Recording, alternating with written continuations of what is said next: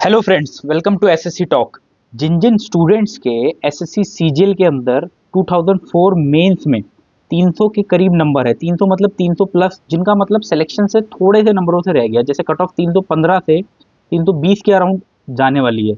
तो जिन जिन के score 300 plus है, मतलब 300 प्लस कहने का वो ये कि जो बहुत मार्जिन से रह गया है, क्योंकि मैंने एक कल वीडियो बनाया था, उसमें बताया था जिनके भी 300 नंबर है वो ऐसा नहीं है कंपटीशन की उनकी तैयारी कम है, वो कहीं ना कहीं सेंटर की कमियों की वजह से जिस जो हम पे प्रेशर पड़ता है उस वजह से हम सिली मिस्टेक कराए या सेंटर के अंदर कुछ ना कुछ प्रॉब्लम्स हुई हैं, उस वजह से वो दिक्कत हो गई है। तो ऐसे बहुत सारे स्टूडेंट्स हैं, मेरे भी बहुत सारे फ्रेंड्स हैं जो ये सोच रहे हैं कि अब हम तैयारी करें ना करें। बट मैं आपको इस वीडियो में यही बताना चाहूंगा कि जिन जिन के 300 प्लस नंबर हैं उनको 2025 सीजल की तैयारी 100% करनी चाहिए। देखो, उसके कुछ वैलिड रीजन है। वैसे तो कई लोगों ने खुद भी सोचे होंगे, जैसे कि मैं बताना चाहूंगा। देखिए, सबसे पहला रीजन आप देखिए कि आप अभी कॉन्टिन्यूटी में है कहीं ना कहीं। अभी फिलहाल आप देखिए, हम जब सीजीएल के पहले तक तैयारी करते हैं, हम मॉक्स देके रिवीजन करके जितने भी अभी 2024 के अंदर पेपर हुए हो तो सबकी तैयारी अच्छे से करते हैं और हम एक पीक पे आ जाते हैं। ठीक है, आप एक फॉर्म में आ जाते हैं, चाहे कोई गेम हो चाहे कोई कुछ भी हो, हम हमेशा एक पीक पे आ जाते हैं और तब उस दिन जाके वो पेपर देते हैं। तो वो कंटिन्यूटी आपकी बरकरार है। अभी ऐसा हो सकता है कि 2-3 दिन आप आंसर की चेक करने में और बाकी चीजें चेक करने में आपका वेस्ट हो गया, बट आप अभी कॉन्टिन्यूटी में हैं, तो कहीं ना कहीं आप बहुत प्लस पॉइंट पे एज ए फ्रेशर, तो आपको इसलिए एक तो मेंटेन करनी चाहिए।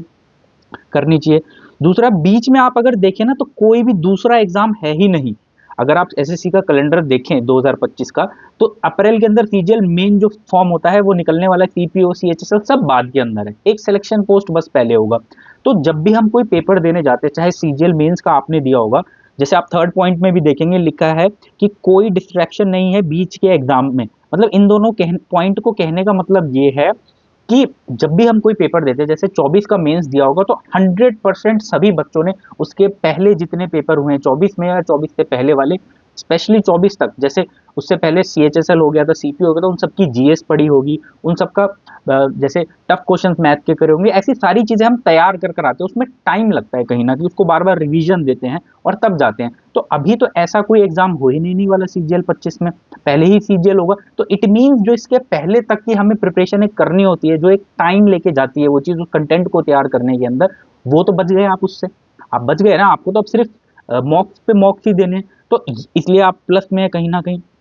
थर्ड, फोर्थ पॉइंट अगर देखें कि सिर्फ 4 से 5 महीने प्री के लिए बाकी है हमारे पास, और अगर देखा जाए तो प्री होने के बाद 3 महीने बाद ही 100% मेन होगा। 100%, 1% भी कमी की नहीं बोल रहा। आप 22 के पैटर्न से उठा के देखिए, जब जून जुलाई के अंदर प्री हुआ था, 3 महीने के अंदर 26 अक्टूबर को आपका मेंस हो गया था। इवन इस बार भी 18 दिसंबर को मेंस होना चाहिए था, बट वो ये कि 1 महीना डिले हुआ था। तो 3 महीने मतलब इसी साल के अंदर आपका सीजीएल फिर से निपट जाएगा। एक दूसरी अच्छी बात है, मतलब अगर आप पॉजिटिव सोचना चाहें तो पॉजिटिव बहुत सारी चीजें हैं। बस देखिए, नेगेटिव है, मैं मानता हूँ, ठीक है, मैं भी भुगता हूँ इस चीज को, बट हम पॉजिटिव भी तो देख सकते हैं ना।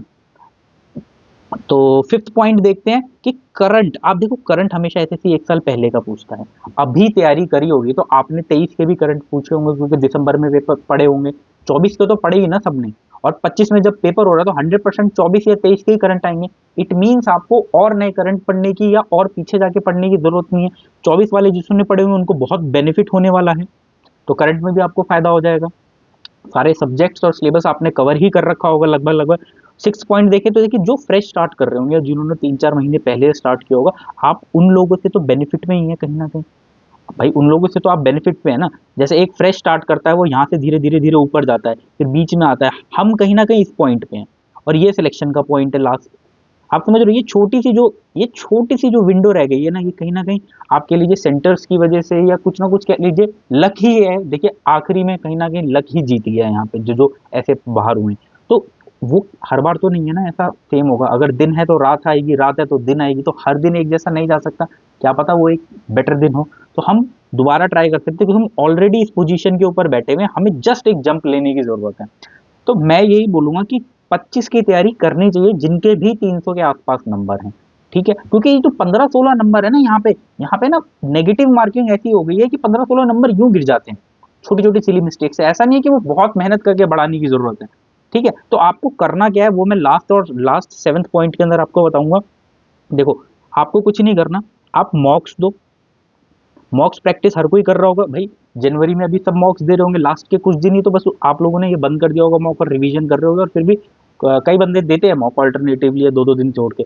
तो आप मॉक्स को बंद मत करना, आप हफ्ते के अंदर 2 मॉक्स दे लो, मिनिमम तो 2 ही, जिससे आपकी वो पीक बनी रहे। देखो उस पीक को हराना बहुत मुश्किल होता है, वो ना पीक जो होती है वो हर चीज़ का, मतलब आप सोच लो हर चीज़ का निचोड़ लेके हम बैठे होते हैं उस एग्ज़ाम के अंदर, तो वो पीक अगर आप हफ्ते में 2 या 3 मॉक दोगे ना, तो वो टूटेगी नहीं।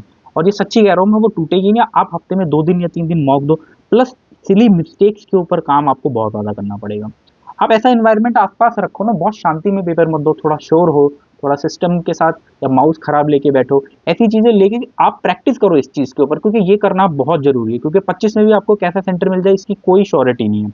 प्लस कुछ वीक पार्ट अगर आपके बचे हैं इफ एनी, तो आप उन पे भी काम कर सकते हो इस दौरान। लेकिन अगर आप ऐसे ही चलते रहे तो आप सोचो प्री में भी आपका बहुत अच्छा स्कोर होगा, और मेंस में भी भाई कितना किस्मत धोखा देगी, आप सोचो कितना किस्मत धोखा दे देगी।